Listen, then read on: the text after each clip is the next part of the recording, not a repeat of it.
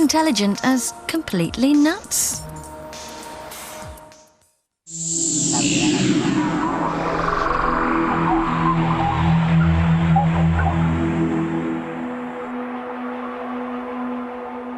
Your Commander-in-Chief, the President of the United States.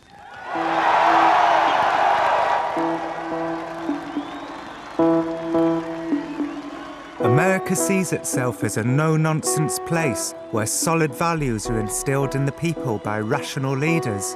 But what happens when the leaders turn to crazy ideas?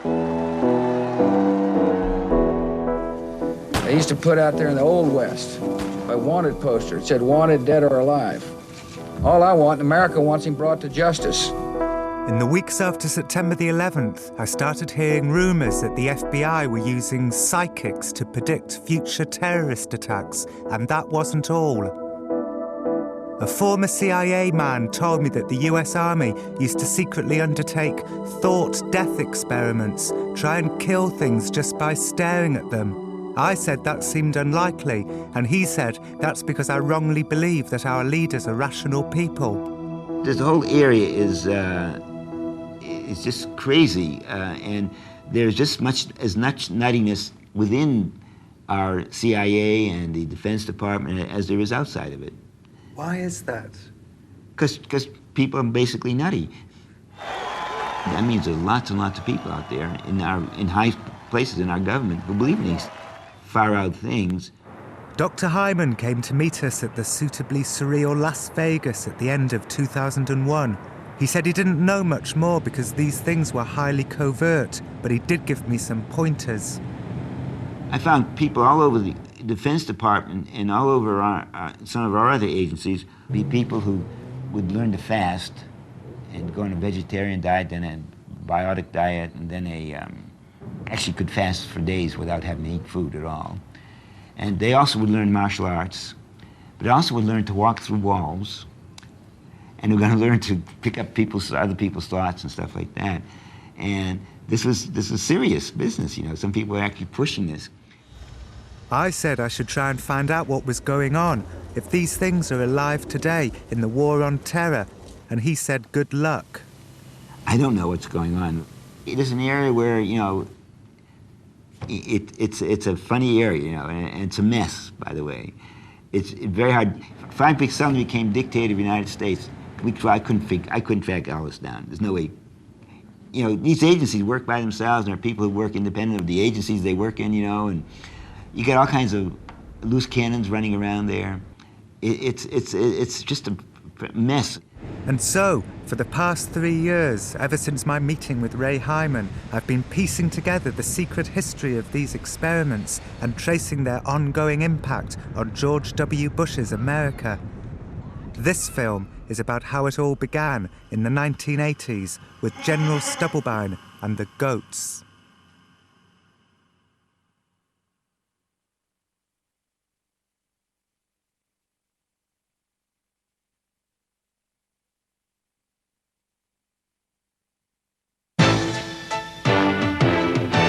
You're reaching deep inside you, go for things you've never known. It's been tough, rough going, but you haven't. It is the summer of 1983. The US Army is still bruised from its defeat in Vietnam. Recruitment is at an all-time low. Hey, First Sergeant. Good morning. You can do it in the Army.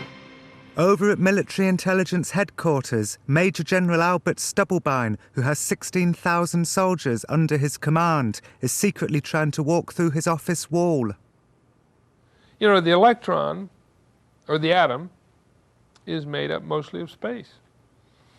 Okay, well, my space is made up of atoms. The wall of space is made up of atoms. All you got to do is merge the spaces. But I didn't master it. John, I never got there. Didn't do it. Boom.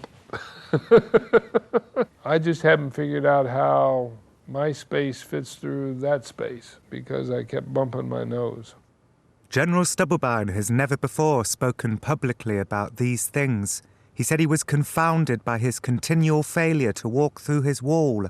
Maybe, he thought, he just had too much in his in-tray to give it the requisite level of concentration. I didn't, couldn't, wouldn't. No. Couldn't is the wrong word. I'd never got myself to the right state of mind, okay?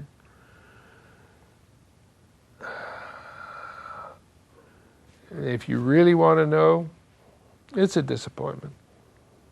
That's a disappointment. The general had no doubt that the ability to pass through walls would one day be a common tool in the US military arsenal. This might herald the dawning of a world without war, because who would want to mess with an army that could do that? The general, like many of his contemporaries, was still bruised by his memories of Vietnam. The general was sure that these powers were attainable, so the only question was, by whom? Who in the military was geared towards this kind of thing? And then the answer came to him. Special forces live! Your special forces live! Your left, your right, now pick up the step. Your left, your right, your left. Your left, your right, now pick up the step. If you think about the special forces, they are massively oriented on the ability of an individual first, okay, to do things that an ordinary man can't do. But I made trips down to Fort Bragg and tried to energize people. Back in Las Vegas, the CIA psychologist Ray Hyman said that the agency had asked him to evaluate General Stubblebine around the time of his trip to Fort Bragg. Lieutenant General Albert Stubblebine III, I think, the second actually was. And this is somebody very high up in the military. Well, he was the head of Army Intelligence. So we've got to have supermen. We got to, each of our operatives got to be at least as good as 2 or 3 people. He had people going to spoon-bending parties. And I once asked his successor, and I asked him if he had been forced to go to a spoon-bending party. He said, oh, yes. I said, what happened? He said, well, the spoon's bent. He says, but he says, I couldn't see any military application of it, so I didn't think much of it. General Stubblebine told me that he decided to start soft with special forces because he didn't want to alarm them with his big ideas about walking through walls. So instead, he produced from his bag bent cutlery, and this is what he told them. If you take a look at that spoon, you can see that that's wrapped pretty tightly. It doesn't function as a spoon very much anymore. Look at this fork. I don't know whether you can see all of the twists and turns in that fork, but that's another example. And the key in all of this has nothing to do with bending metal. Has nothing to do with that, okay? What it has to do with, Lord mercy, if I can do that with my mind, what else can I do? But without much avail. It wasn't clear whether they thought I was nuts. In any event, the reaction that I got was, we're not very interested. The general felt he had nothing to lose, so he suggested one last idea to special forces. He said they should maybe try and stare at animals and make their hearts explode. So what did you say to them? I said, wouldn't this be a neat idea? If you could teach somebody to do this. I mean, I wasn't going to try that on a human. Right. But I mean, you were saying... Obviously, you can do it in an animal, you can do it with a human. Yeah. But special forces didn't seem too interested in that either. I left with my tail tucked behind my, behind my legs and walked away. Because I really thought it was a great idea.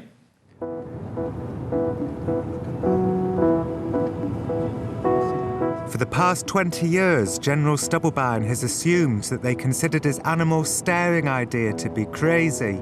I assumed it too, but then I went to see a Special Forces sergeant called Glenn Wheaton. Ray Hyman had told me that Glenn was part of a secret early 80s paranormal military unit called Project Jedi. You've gone from the front door to the back door, but how many chairs in the house that you know? You know, you probably can't tell me how many chairs in my house. Really, the super soldier would walk through your house and know how many chairs there were? Yes, he would know where all the lights were, would know where all the power outlets were. That would be as a point of observation. Most people are poor observers. They don't know. They haven't even got a clue about what's really happening around them. In Project Jedi, what was the layer above observation and that kind of stuff? Intuition. Is there some way we can develop you so that you make correct decisions? Like, somebody runs up to you and says, hey, there's a fork in the road. Do we turn left or do we turn right? And you go, we go right. What were the other kind of extreme theories that were sort of mooted? We had a master sergeant that could stop the heart of a goat. What, just by looking at it? Just by wanting the goat's heart to stop. And could he actually do it? Did the goat's heart stop? He did it at least once. So, but not really an area that you want to go down. Unless you get, not really an area that you really want to go to, because I think as it turned out in the evaluation, he actually did some damage to himself as well. Huh. Sympathetic injury. Really? Yeah. So it wasn't as if the goat was psychically fighting back? The goat didn't have a chance. This happened down at Fort Bragg, where it was called Goat Lab at the time. So had Special Forces stolen General Stubblebine's idea? Or was it a coincidence? Had they been staring at goats anyway, and they just didn't want him interfering? And was the goat staring back post 9/11? I decided to try and find the answer to these questions.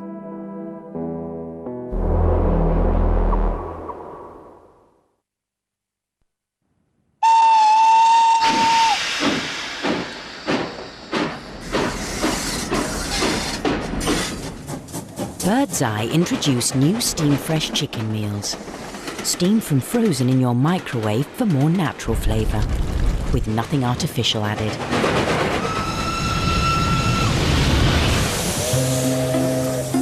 New Steam Fresh meals from Birdseye. We don't play with your food.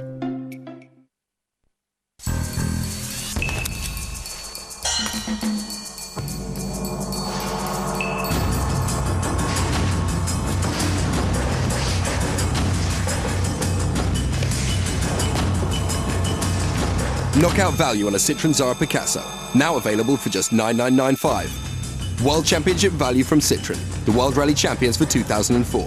Offer guaranteed until the 30th of November.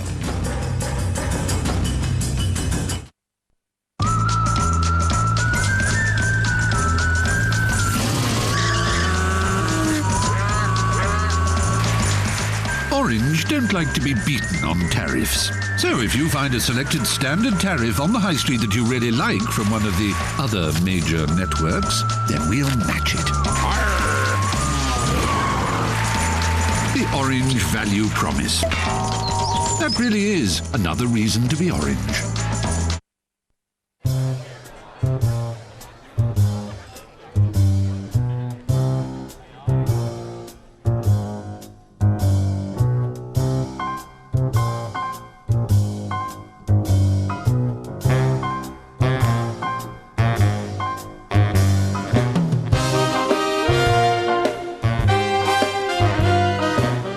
Glenfiddich. Independently minded. Independently made. My shop, it's round the clock. My bank, please try clocked later. off. My Indian, it's local. My bank, India. My barber, a person. My bank, Press 9. a robot. We believe in another way. More people in branch. UK call centres only. And phones answered 24/7. My patients, exhausted. My account, switched. The Callaghan family must behave like aristocracy for 6 weeks to win £50,000. Lady, and he's the lord. Yeah, you may be a lady, but you ain't no head of me. But what they don't know is, it's their own staff judging them. What the Butler Saw, Thursday at 10 on 4.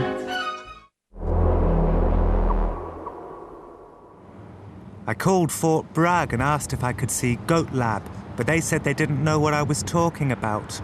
But they let me film shots of the base, and off camera, a military public affairs man whispered to me that Goat Lab was just across the road from this building. Someone else told me that Goat Lab used to be called Dog Lab, but nobody wanted to do all that to dogs, so they switched to goats, and that's all anyone would tell me.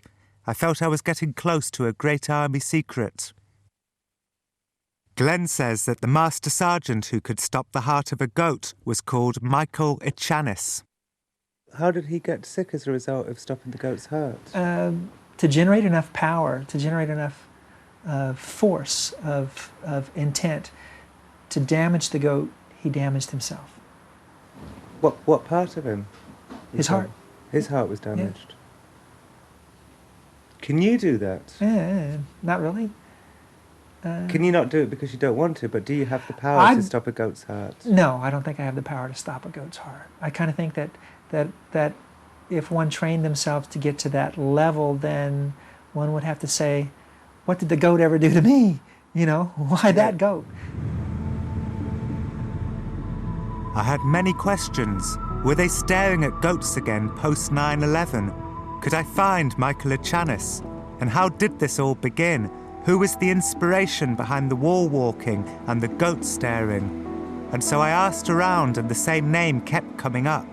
It's a name few people outside the military have ever heard, but it turns out that this one man started the whole thing.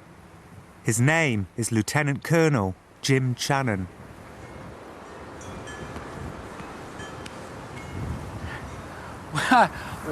Welcome to my home. And if you want to pass through these gates, you have to be part mystic and prepared for everything that will surprise you, and part visionary to imagine the very best that could happen to you, and therefore create your best shopping list.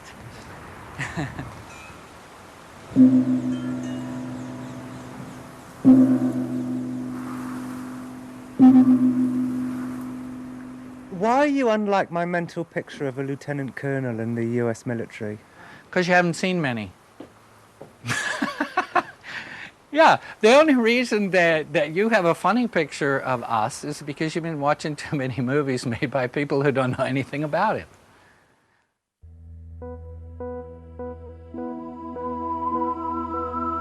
Jim Channon's story begins during the Vietnam War. That's 30 days under combat conditions, and I had more like 15 months. But this is real stuff. It's the only one that, you know, in the end really counts if you want to have any credibility.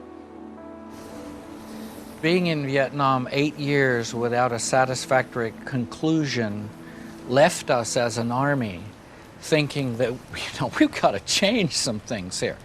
I mean, in Vietnam, I felt like tire rubber, frankly. The politicians, like, waved me off. I had the right to leathers to the mothers and fathers of the soldiers who were killed in my unit. When I came home, I couldn't even watch my daughter be born in a hospital. Hello.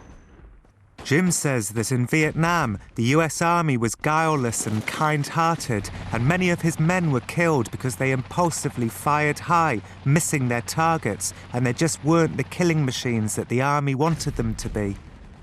I find that the kind of human being that is attracted to military service has a great deal of difficulty being cunning. We suffered in Vietnam so much from not being cunning. We just presented ourselves, you know, in our righteousness and got our butts shot off.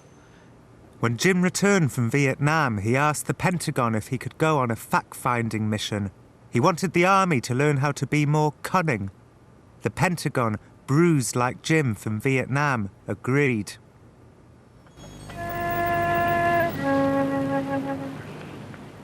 Jim decided that the best place to learn cunning was from the emerging New Age movement of California. Jim's first stop was here at Esalen in Big Sur. Can you have some fun with this back? See if you can kind of have a conversation with this back. Tell it how you feel about it right now, how you're feeling right now, what's going on. Really let it come from you. See if you can express yourself in your back. And everywhere I went, I told them what I was up to, that I'm part of a military think tank, and I'm here to learn whatever I can. And they helped me immensely. Were they surprised? Yeah, they were surprised and happy. After visiting 150 Californians, Jim returned from his journey in 1979, and he wrote a confidential paper designed for the military's eyes only.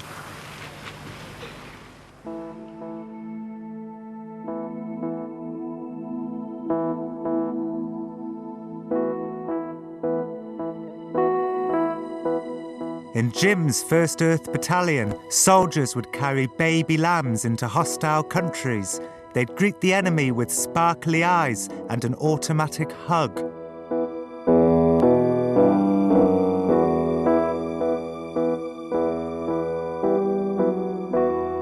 The new battlefield uniform would include a loudspeaker that would automatically emit indigenous music and words of peace.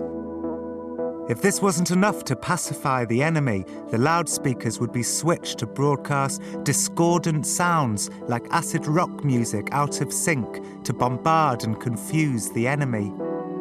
Soldiers would learn to fast on juice for a week and eat only nuts and grains for a month.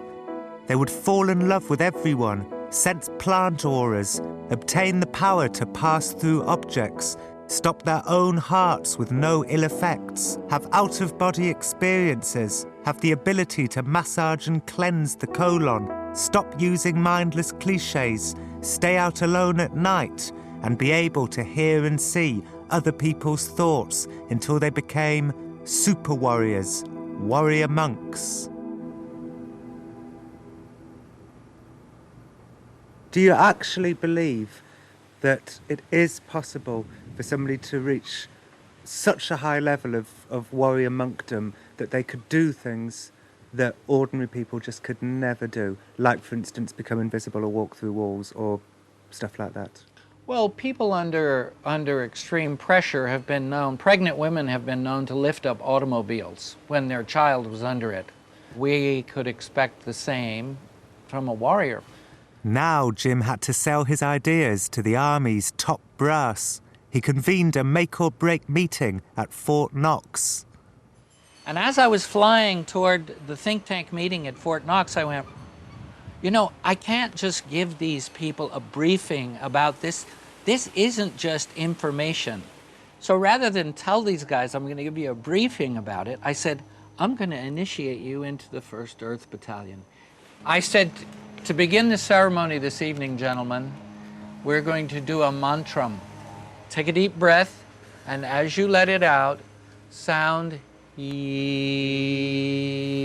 At this point, they laughed. A few people chuckled, a little bit embarrassed. And then I was able to say, excuse me, you've been given a set of instructions and I expect you to carry them out at high level. See, tapping right into the military mindset. Second time we did it, I mean, the place became unified.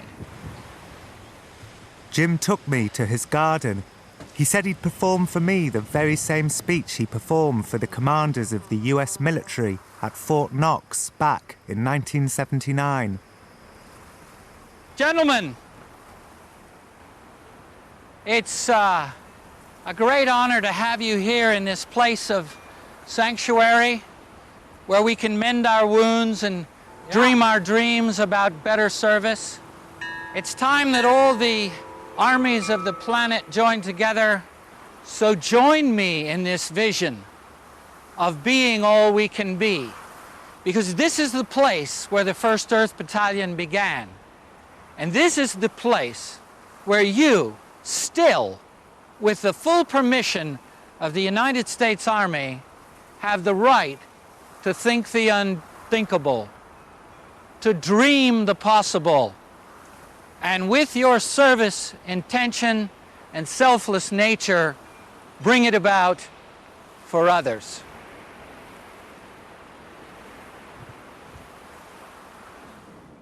The commanders were no longer laughing, Jim said. Like him, they'd been crushed by their experiences in Vietnam. It was as if the entire US Army was suffering from post-combat depression. So I was immediately appointed the commander of the 1st Earth Battalion. And is the 1st Earth Battalion still alive? It is. Jim published his 1st Earth Battalion manual, and immediately throughout the army, soldiers began to try and implement his ideas. It was like pulling the pin on a grenade and dropping it in the Pentagon. Really? It was that big? It's very powerful. I think it touched everybody that read it. Fresh strawberries. It rang true. It especially rang true with combat veterans, you know. It affected a lot of the command structure. And so a lot of people started thinking, how could we apply this? You know, in the special ops areas of the intelligence units, you know, how could we apply this? People started thinking out of the box. Bert Stubblebine was certainly influenced by it. He started thinking a lot out of the box. But there was a misunderstanding. Jim realised rationally that sensing plant auras and melting the hearts of the enemy with baby lambs were good ideas on paper, but weren't necessarily achievable skills in real life. In this case, we're really not trying to perform miracles. We're trying to take ordinary people that are in unfortunate and extremely dangerous situations and simply bring them to a level of competence. So we're aiming at a higher objective in order to get to a reasonable state of, you know, potential for the soldier. But Jim's superiors were literal-minded men, hence General Stubblebine's many determined efforts to walk through his wall. You're reaching deep inside you, the things you've never known. It's been tough. All over the US Army in the 1980s, Jim's ideas were flourishing. In fact, their famous Be All You Can Be recruitment ads were inspired by Jim's manual. Hey, First Sergeant. Good morning. You can do it in the Army. In the early 1980s, the Army offered Jim the opportunity to command a real 1st Earth Battalion, but he turned them down. He wanted his ideas to float out there. The 1st Earth Battalion would exist wherever someone became inspired to implement his ideas, however they chose, which is how they started staring at goats at Fort Bragg. It turned out that Goat Lab wasn't set up just so 1st Earth Battalion fans could stare at the animals. It was part of the more conventional Special Ops medical training. They'd break the goats' legs using actual force and then nurse them back to health. But once the goats were on base, the Jedi warriors took the initiative to stare at them. Did this explain how Michael Echanis had managed to kill one in this fashion? Was the goat already in a shaky medical condition? I decided to track down Michael Echanis.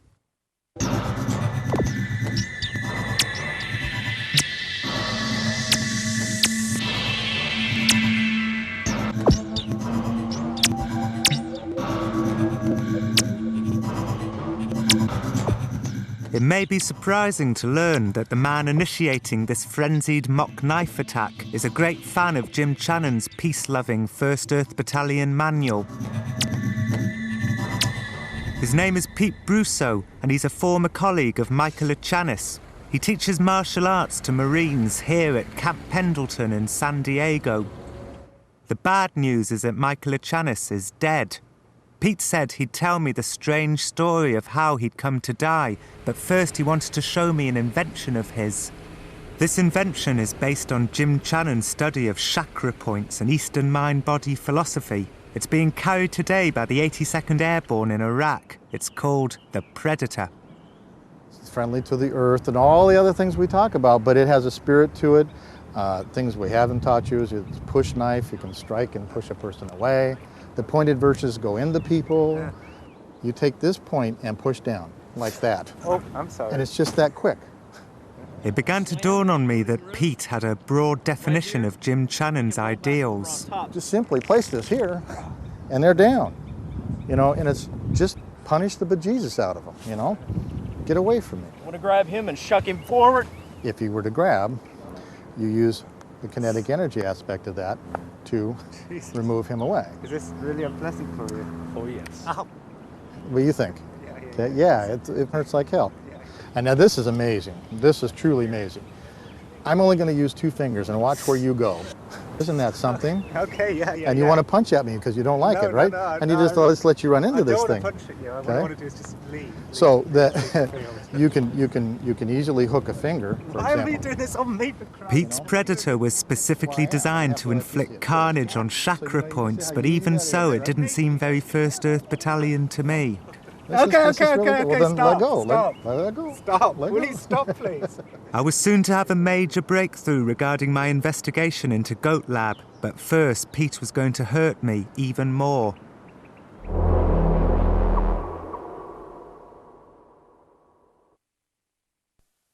It's a great location. Nice and quiet. Original front door. Should open with a good kick. Don't worry about the alarm. It hasn't worked for years. No padlock. All our valuables are easy to find. Look, it's like a giant cat flap. So what do you think? Interested? Don't advertise your house to burglars. Keep it safe. Keep it locked.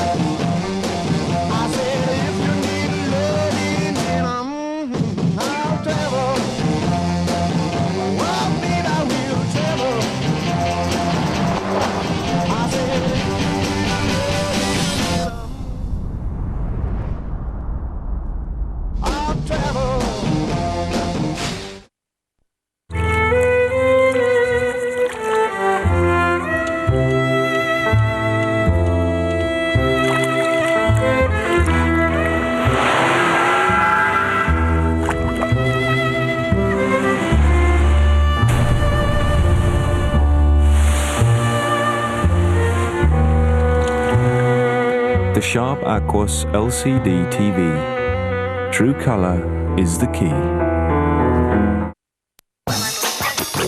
More choice, more taste, more freshness. Subway sandwiches, made just the way you like it, on freshly baked bread. With your favorite tasty vegetables. And mouth-watering sauces. More hot fillings, like sweet onion chicken teriyaki or Italian meatball. You expect more, and you get more. Subway. Eat fresh. Believe me. Have you ever noticed how some companies seem to spend more effort chasing new customers than taking care of the ones they've already got? Well, from now on, BT with BT Together are offering UK weekend and evening calls for just 5.5p for a whole hour. Not just to attract the Johnny-come-latelys, it's also for their most important customers of all. Every single one of them. BT.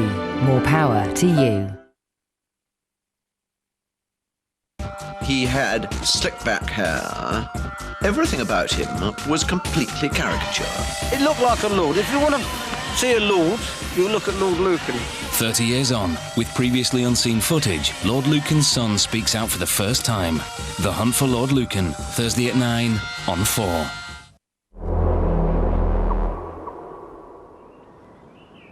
Camp Pendleton, San Diego, and Pete Brusso was continuing to hurt me with this 1st Earth Battalion-inspired Predator. Pete was truly a maestro of violence.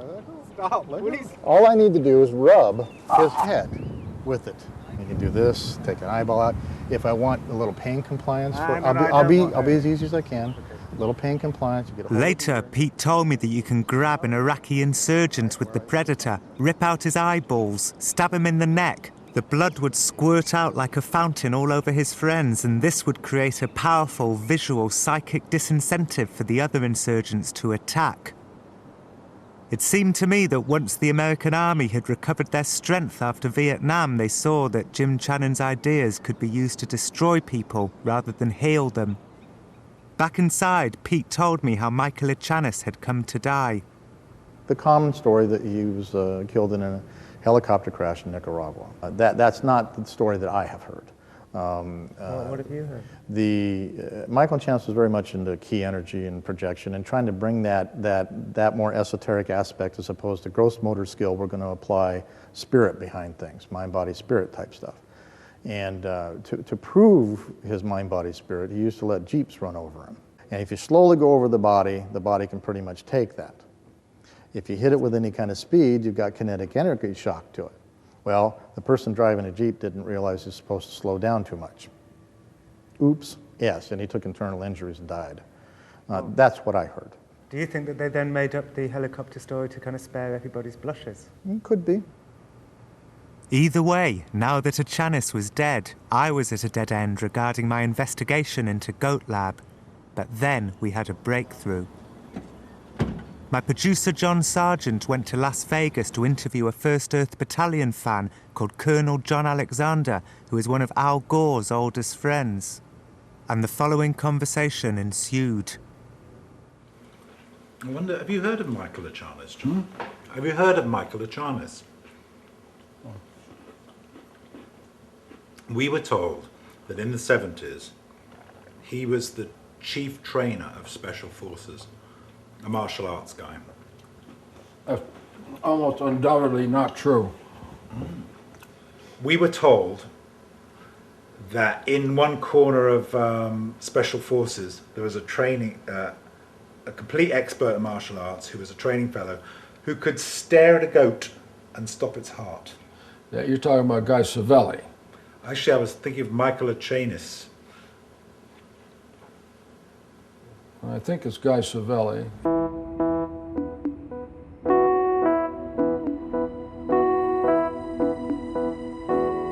After much searching, we found Guy Savelli in Ohio. He confirmed the story and said, in fact, he's still practicing the technique. Only last week, he stopped the heart of his hamster just by staring at it. And you do this to your hamster? Or to hamsters? You do this to hamsters? They died. I have to get it. I have the tape. I have the tape there. It goes around, and I can stop from going around. It's driving me nuts. Then you can say, okay, I want to stop from going around. Well, then I'm going to make it kind of sicker, not feel that it burrow under the sawdust like that. Yeah. And it just drops dead? Well, we'll take a look and see. It's dead. And I had a guy take care of it every night. What do you mean take care of it? Feed it, water it. So you knew that it was a healthy hamster? Yes. And then you started staring, you started concentrating. 3 days, yeah. 3 times. Guy's involvement in the US military began with a telephone call out of the blue from Fort Bragg. This was shortly after Jim Channon had published his First Earth Battalion manual. Special Forces told Guy that they wanted him to teach the soldiers his particularly paranormal brand of martial arts. This is the tape from Fort Bragg. It's a demo tape with the guys, the Special Forces in uniform. He goes too slowly, gets clobbered in the hand. I learned with a machete. I'm going to tell you something. They did this, one right after the other. It wasn't like, okay, let's take a 10-minute break now.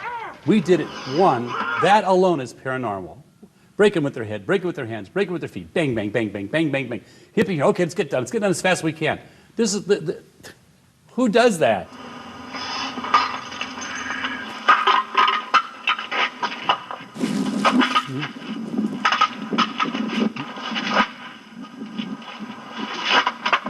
The man in the red trousers in this video is Guy Savelli.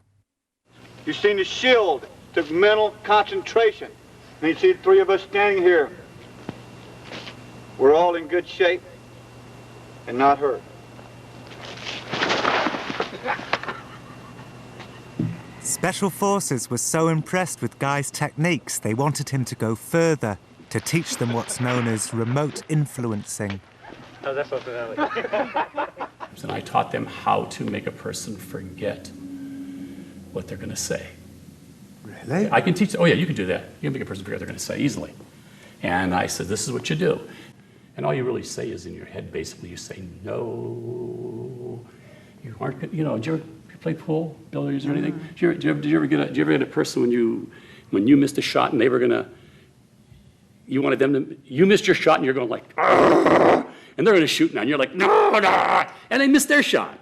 That's the same thing. It's the same thing. Is it like a tone of voice thing? Yes, but you're doing it in your head. It's in your head. What do you have to do? You just go like, no, don't do it, don't make that shot, I'm gonna lose. You know, you get that feeling inside of you that you blew it and you want them to do the same thing. Guy can't remember exactly how the conversation got around to goat staring, but he does recall at some point that night saying, let's give it a go. I said, can you get a goat, get an EEG machine, hitch the goat up, you guys stay with it, and I will try to knock the goat down and drop its heart rate. So we got the goat the next day, set it up, and we started. And you picture a golden road going up in the sky, and I, because I'm Christian, I picture the Lord is up there. And I picture myself walking up into the arms of the Lord, and I picture him put his arms around me when he does it, and I get a chill inside of me, and I know it's right. And so I did that. And I'm kind of asking for a way to knock this goat down. So it comes to me that probably there was this one picture that we have of like St. Michael the Archangel. He's got this sword there like that. So I got that picture in my mind, and I kind of sent it over with my mind to where the goat was. In my mind, I pictured that St. Michael got this sword and was going through the goats and knocking it down to the ground. And I got that, and so inside of me, you can't even breathe. You're going like, and you believe it. And after about 15 minutes, I said, Lenny, you better go see. I don't know for sure. Because the goat was in a different room. I couldn't, it was 100 feet away, yeah. I couldn't see it at all, no. I never saw it till afterward, never saw it. He said, oh, it's down. I said, oh, cool, we did it. That was it. So they wanted to do it. So they wanted to do that test again. You know, and they wanted me to kill the goat. They wanted to take the extreme, you know, kill the goat. Yes. Let me just interrupt. Why did they, I mean, wasn't that kind of good enough? You know, I mean, that's pretty amazing. So why did they want to go one step further and kill the goat? This was, I met with a bunch of military people, and I guess they thought you could, whatever. Okay. So we did another test then, and we picked like 30 goats. I says, and what you want to do is you want to put a number on the goats. He says, you pick the goat and you pick the number, and I'll drop the goat. And they picked the number, and I concentrated, but it was just so, I was so PO'd at them. The goat next to the goat with the number dropped. And they're like... Collateral damage. Guy said he had all the videos at home. A video of the goat dropping and a video of his hamster dying. He went off to find them. An hour later, he returned. I didn't find the tape of the goat lab in Fort Bragg. And the hamster one, I didn't even think to, I thought, oh, these guys are gonna be there forever. I have that tape too. I'll find them both for you when you come back. I have them. But Guy did bring one tape. This is much more recent. Special Forces are staring at goats again post 9/11. They secretly sent 3 soldiers up to Ohio to stare at a local goat at a veterinary surgery near Guy's house.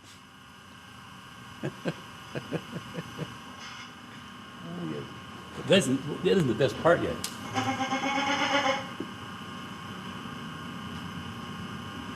So these are Special Forces guys here. Yeah. Listen, watch it. I don't know when it starts out. I was surprised.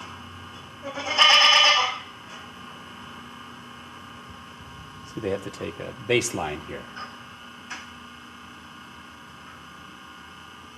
So the concentration is going on now in another room. Yeah, no, he's right there. Oh. The guy's right there doing it. But him or him? Who's doing? No, it's away from them. It's okay. Neither of those two. It's probably the guy. I would assume it's this guy right. No, there's another guy right there. It might be him. But we're going to see some kind of physical response on the goat's part. Just as freezes there. The heart rate was around the mid-60s and dropped to 55. The goat video seemed a little disappointing after all the build-up, but then Guy explained that the goat was only being subjected to level 1. Then if you carry that further, the goat will topple Yes. over, will Yes. fall. And then if you go even further than that, the goat could actually die. Yes. Okay, so we were seeing level 1 there. Yes. And you... But level 1 is high. Hell, level 1 is high. Guy said that if I came back in a few weeks, he'd show me the video in which his hamster falls victim to level 3, death. It will not Back at Camp Pendleton, Pete Brusso knew all about the goat staring and he was sniffy about it. He said it might be fabled, but it is basically a party trick. He said he could do it to me. Then he asked me to choke him. Now, choke. Choke. Choke. Come on. It's okay. Okay, because that... I didn't want to choke Pete. When I raised my hands, I saw that they were violently trembling. I had assumed until that moment that we were essentially kidding around, but the sight of my hands made me realize that we weren't. It'll take your brain 0.3 of a second to realize what is occurring. And then after that 0.3, you're mine. I'm going to touch you, and that is it. I'm not going to even move my feet, okay? But I'm going to project myself into you, and you're going to go off my body as far as you can possibly want to. You don't want to be close to me. Might I hit Yes, you one might. of these But that'll things? be half the fun to watch you fall over that. I really am afraid. You're apprehensive, but like I said, I'll do it very easily. You can sue me. Right, I 100% believe It's in easy. your powers. It's not You just me. realise that? You There's have no it- shadow of You doubt in have my it mind. too. You have it too. Gentle. Will you bear all those things in mind? Absolutely. Okay. I promise you. Mhm. Absolutely, without question. So I'm not a Marine, I'm not young anymore, and I do not I utilise can appreciate my powers. that. And if I do sometimes experience fear when something bad is about to happen to me, but I found that I was at this point abnormally debilitated with fear. Okay, just relax. Just relax. Just relax. We'll fly across the room. Yes. It's very easy. Okay, Okay. choking you. Choke. Okay. Okay. Okay. Well, relax a second if you want to. You got to do this. Okay. When we touch here and move, I'm literally going to move through your body, and it's going to feel like we're going to pierce right through you, and you won't be able to stand there. Okay. Just like that. And I never moved. I really did feel something that was freaky and nauseating. It was abject fear. Pete said this was because he was projecting his thoughts into my head. So when I was clearly a little afraid of you before you started doing that stuff, was that my own? No, that was me. That was you. That was a lot of me taking hold of a very little gift you gave me. Vulnerable, the fact that as much as I You tried were to more disguise concerned about it. You were my- concerned about it. So let's make sure he's really concerned about it. Okay. We'll make sure that it really is bad. Okay. The matter of thought projection. I gave you the thought and you ran away with it. You were good at it. Pete said I was the Iraqi insurgent being sprayed with the fountain of blood emanating from the neck of his friend. I was the hamster. I was the goat. You weren't in my head. I was in your head.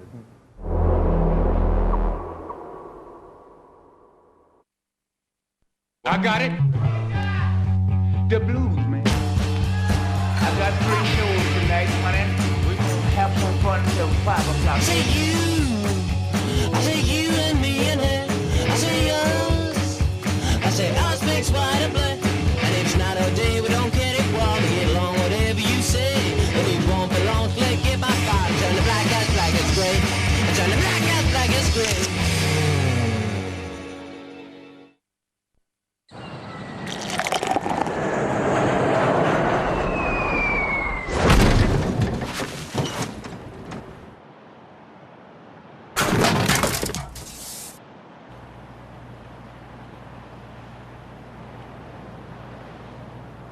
Can't blame them. Nah. Reckon if it ain't the amber nectar, don't even bother. That'll be the 735 from Dubbo. Yeah.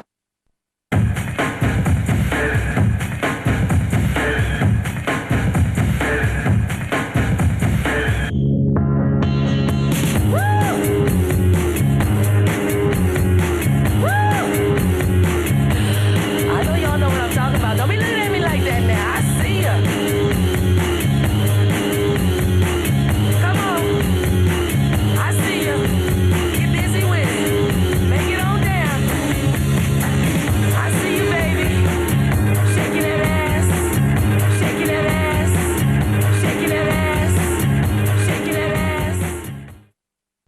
Bergman, Bogart, classic. I can't believe you think that Casablanca's a better film than The Godfather. Easily. It's got some of the best lines in any movie ever. Here's looking at you, kid. I'd rather look at Marlon Brando acting his socks off. Come on, I think he had the socks in his mouth. I couldn't understand a word he said. Well, I think you'll find he won an Oscar for it. The award for best mumbling goes to... But Casablanca, now, what an ending. Yeah, that was the best bit in my view, when it ended. The Times. Now compact, Monday to Saturday. Join the debate. Inside every copy of the new compact Saturday Times this weekend, don't miss a free DVD of the award-winning film Paris, Texas. Who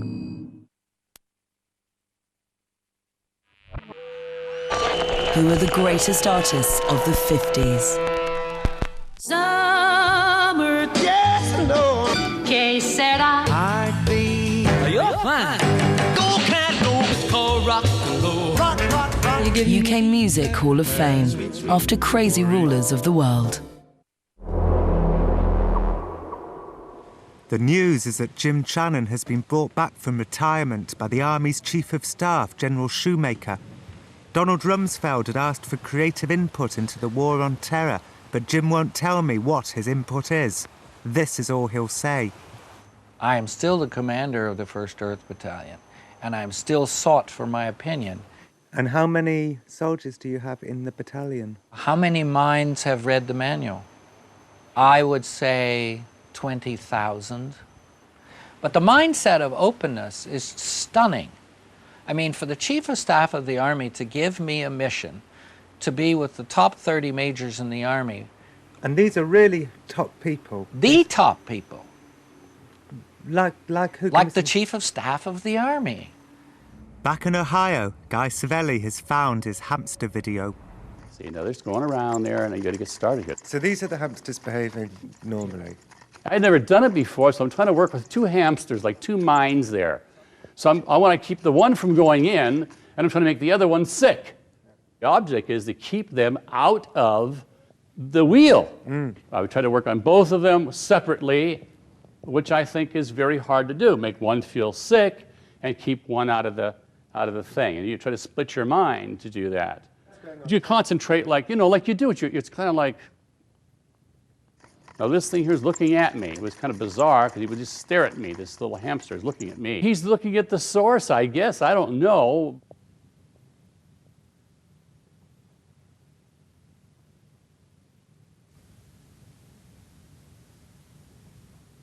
Like a bit more, you know what I mean? More like. See, look at this. And there he's down. There he is underneath right there. There he is right there, accomplishing the task I wanted to do. Look at what he's doing to that one. He's running on top of it. You know, that's bizarre. He's right on top of the other. He's right on top of the other hamster right there. He's right on top of him. So I thought, God, is he dead, or is he just sick, or that's kind of nuts, isn't it? To see it like that. Look at him. That's kind of, he's right on top of the other one. The other one's not even moving. He's not moving. So I'm accomplishing my task there. It did seem odd to me, although I have never owned a hamster, and so I don't know whether or not this is aberrant behaviour.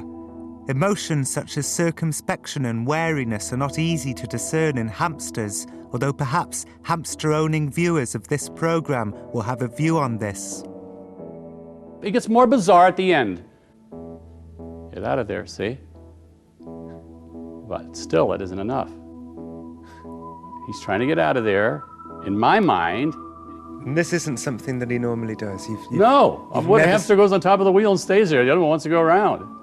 You can see, he knows he wants to get out of there. Get out of there. Somehow get out of that. Get out of this ray that's going at him. This is level 2, right? Yeah. It's quite eerie. Yes, it is. And then the hamster got up, brushed itself down, and the tape ended.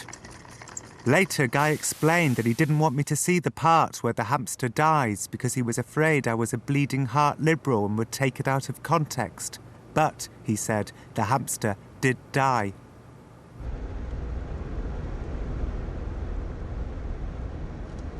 In the summer of 2004, Guy called me. He said Special Forces had requested he travel covertly to Fort Bragg with an animal. Guy wouldn't tell me what kind of animal, but he said it was small and cheap to purchase, so I assume it was a hamster. Guy says the animal staring program is back. When I asked him what motivated this is what he said. The soldiers responsible for these acts of torture trained at Fort Bragg. Guy says the Fort Bragg commanders are horrified by what they did, and so they've co-opted Guy to teach the soldiers a new way of interrogating people. They want to learn how to get a detainee to talk just by staring at them. The psychic power of the stare, Guy says, is the kind and gentle way forward. I am inclined to believe that Guy is telling the truth about his reactivation. General Stubblebine is pleased to hear that some of the techniques he pioneered are back in George Bush's America. If you take a pendulum from a clock and you move the pendulum way out here and then you let it go, what does the pendulum do? It comes way back over here, okay? My guess is that I had taken things out too far, and when you let the pendulum go, it swung back, way back over here, and now pieces of them are being resurrected on somewhere out here. Can you afford to get stale in the intelligence world? The answer is no. You cannot afford to miss something. If you don't believe that, take a look at 9/11 and airplanes that were taking off but not learning how to land. Okay?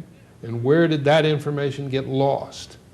You cannot afford to miss something when you're talking about the intelligence world. That's the story. It's the story of the creativity of an institution you would expect to be the last one to open its mind to the greater realities.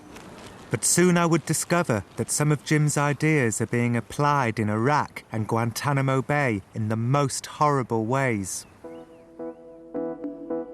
That's next Sunday at 8. And John Ronson's book to accompany this series, The Men Who Stare at Goats, is available in shops now, priced $16.99. To order, call 0870 1234 344 or click onto channel4.com/shop. Next, we're going to rock around the clock tonight with music legends of the 50s.